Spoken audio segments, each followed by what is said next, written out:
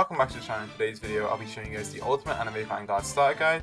I'll be basically showing you how you can progress very quickly and basically everything you might need to know about the game. Just before we begin, I'd like to showcase the mailbox. This is something that you can sort of click here and there'll be rewards sent from the dev team. You can just press claim all and then delete red mail. The next thing I want to showcase is the codes. There are codes added into the game all the time, and they give gems, gold, trait rerolls, and other stuff as well. Basically, the codes do expire pretty quickly, so you do want to redeem them as fast as you can.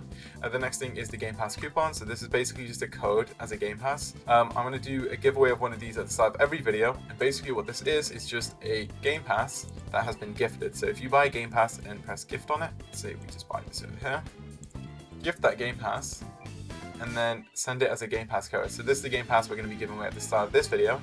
But yeah, turn a Game Pass into a code and then redeem it here. It only is a one-time redeem though, so if someone redeems that code, it can't be redeemed again. The next thing I'll showcase is the AFK Chamber. You can click over here and join the AFK Chamber to earn some gems. Honestly, it's not the best way to earn gems, and I probably wouldn't suggest that unless you have no other option. It is pretty good, but it just isn't the best. How summoning works is pretty similar to other tower defense games. You have the middle unit that you have the highest chance of getting, and the other two which have a smaller chance of getting.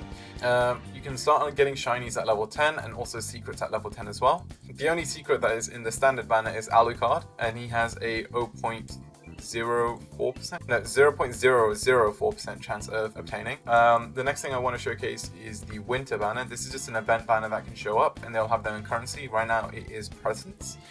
They'll work similar to the special banners, but they might have a Vanguard unit at the back, so a much higher rarity and one of the best units in the game. So just to begin, I would honestly suggest that you start off by summoning. So the gems that you'll get at the beginning and any codes you redeem, you just want to start off by summoning on one of these banners. There are 3 suggestions that I'll make if you're starting off: Saber, Ichigo, and Lancer. In my opinion, Lancer would probably be the best unit to start off with, as he is a really good unit, easy to evolve, and he's also an unbound unit, so you can pretty much farm the world lines. So start off by rerolling. Okay, that was very, very slow. What I'll do is I'll turn on the settings, skip summon. So this will just basically make it so whenever you summon, it goes this quickly. So once you use up all the gems that you've gotten from codes or whatnot, you might even just have like a 10 spin. You come over here to the units, and then you can claim all. So for every unit you unlock, you'll earn gems, and depending on the unit's rarity, you'll earn more gems. You can also head over to milestones and claim these. These will give you, so just for claiming the first 10 rare units, which obviously you'll get pretty early on, you can get 3,100 trait rolls, and honestly, if you get some epics as well, you'll gain more. And then a legendary, there is a pity at the top, and it doesn't reset, so unless you get a mythical, it won't reset. I'm going to show you now the units here and what you sort of want to keep. If you get a Takarada, you want to keep that unit even though he's a legendary. I would suggest keeping a Blossom.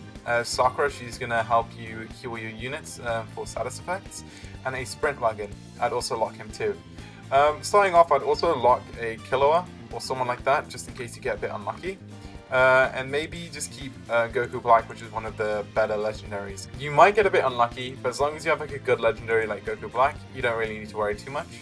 So the fastest way to farm gems would be at the story mode. I would say honestly just keep farming a story as much as you can until you stop, because that is the priority at the beginning.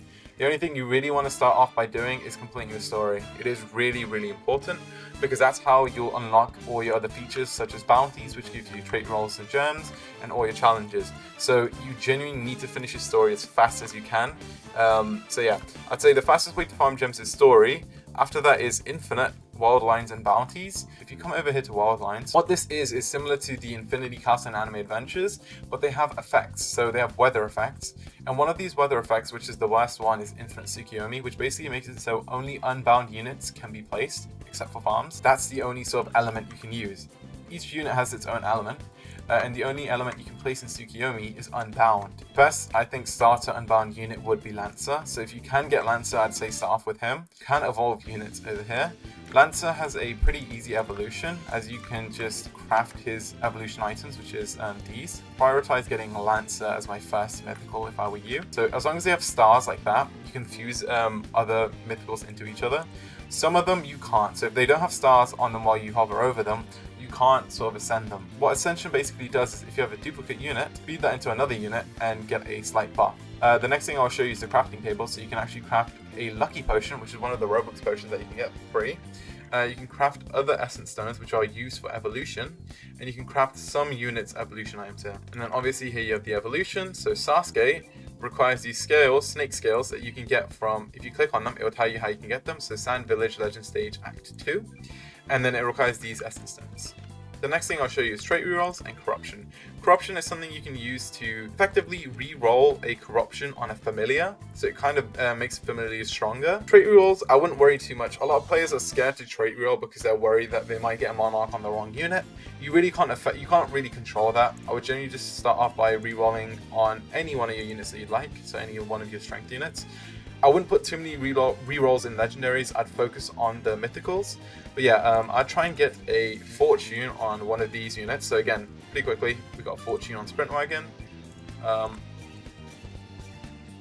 Again, fortune on Takarada, just like that. It's not bad. Again, I might do one on him, 10% damage. That's fine. But yeah, I wouldn't worry too much about the trait rerolls because you can farm trait rerolls really, really easily. I would say the best way to get gold and the fastest way to get gold is the boss event. If you go to the boss event, if it's the Dark Tainted Tyrant Saber boss event, so if it's the Saber boss event, you come over here. One of these will give you 50,000 gold, so you can get 500,000 gold in just, I believe, it might take you like an hour or so just to get 500,000 as long as one of these are up. So every week you can get stuff from the shop. You can get 40 trait rerolls a week from these and all of these other items as well. So yeah, I would generally take advantage of these when they come along. You can do these in a group as well, so you can join Discords and look for teams. I'll leave my Discord in the description below, and I will make a channel for teams and like sort of carries, so we can help out regarding those. The fastest way to level up would be Raid by the Forest. So once you have this sort of map unlocked, the Act 1 gives you, I believe, about 500 plus every 7 minutes, and the final one gives you almost 1,000 XP every 7 minutes. You just come over here to the Raid shop. You can also buy items here, so you can buy 25 trait rerolls, and these are evolution items for Rengoku. You don't want to buy this. This is just to boost Rengoku's chances, but he's no longer obtainable. And then Steel Ball Run. You can also get 100 trait rerolls from doing this one, and then 25 essence stones and other items for units you can get. Again, this was for Dio. He's no longer obtainable, so I would not get any of those. This is a dungeon shop which is done to get to evolve Sung Jin Woo, which I'll get onto later on. That will give you another 100 trait rerolls. So honestly, my suggestion would be to start off by doing story, do some raids for levels when you're struggling, buy some evolution material for Lancer. Again, once you get Lancer, you can pretty much just complete the world lines. An alternate option for getting a Lancer would be the current battle pass that's out right now. Dante from Devil May Cry at level 25. He's really, really good, so I would suggest getting him if you can. I do have a guide on the fastest way to get trait rerolls. You can get over 100 a day once you claim everything. So once you complete the raids, dungeon trait rerolls, boss event trait rerolls, and then obviously the level milestone trait rerolls. So if you come over here, every time you reach a level milestone, you will get some trait rerolls. So once you complete all of those and you can't physically earn any more trait rerolls, I do have a guide that can AFK farm you trait rerolls over 100 a day. I'll also be showing you challenges now. The biggest suggestion I can have for you is it's like a requirement that you need to do. Complete all the story as soon as you can. And then start completing these challenges. So on the weekend, you get 2 times of everything in the challenges, except for your weekly challenges. You can get 20 trait rerolls and a bunch of stat chips and whatnot and evolution materials every week. But again, you need to unlock the stage. So this one is stage 3, act 3. Unless I've reached stage 3, act 3, I can't do this. Again, daily challenges works the same way. 3 trait rerolls on the weekend. This is 6 again, and then you'll get 6 stat chips, 2 rainbow essences. Basically, everything's double. Again, need to unlock this stage. Same thing here. You need to unlock all of these in order to do those. Again, same thing that works here. And then these would be 2 trait rerolls every 30 minutes. So every half an hour, you can complete all of these. The next thing I'd probably suggest you to do, and the one unit you need to get, and he's the #1 unit in the entire game, is Sung Jin Woo Vanguard. How you evolve Sung Jin Woo is first you get his mythic unit from the banner, then you evolve him, proceeding with his Vanguard quest in the dungeon. So you do these ant raid dungeons. As long as you have some good solo leveling units, you can complete these fairly easily. I would suggest maybe looking into teams and getting some help, but again, it's the main way to do this. You have a 1.5% chance at getting one of these red keys, which starts up the quest line. So you have to defeat 50 Ant Kings, sacrifice an Egress, do 5,000 summons with Sung Jin Woo, and then sacrifice 30 mythical units to unlock the Vanguard Sung Jin Woo. It sounds like a lot of hard work, but he is by far the best unit in the game, and he allows you to basically macro everything in the entire game. As long as you have good trait on him and some other decent units, he is by far the best unit in the game to go for. The two traits I suggest that you get on him are either Deadeye or Monarch. You can also look into keeping Ethereal, but personally I feel like Deadeye is a much better trait on him. The next thing I want to talk about is Rifts. As you can see here, it shows that a Rift will spawn in an hour and 12 minutes. Rifts spawn every 3 hours, and there are some tasks that you need to do. They spawn over here, and they're pretty hard to complete, so I wouldn't suggest doing those alone unless you have some really good units. They have a 2% chance of dropping Yuha Baha, and then over here if you come down, they have a Rift drop as well. So they drop a Rift Shard currency, and you can use these to get some trait rerolls, some familiars, basically anything else that you're looking for.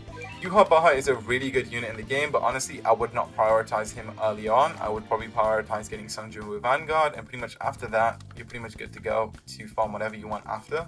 The last thing I'm going to show you guys is Events. Events is a seasonal thing which got introduced in Update 3. It's basically a portal system where you can get seasonal currencies, gifts, and a secret portal. The secret portal gives you a guaranteed chance at getting Ragnar. Good luck, you might get Gogeta through the current winter banner, so good luck with that.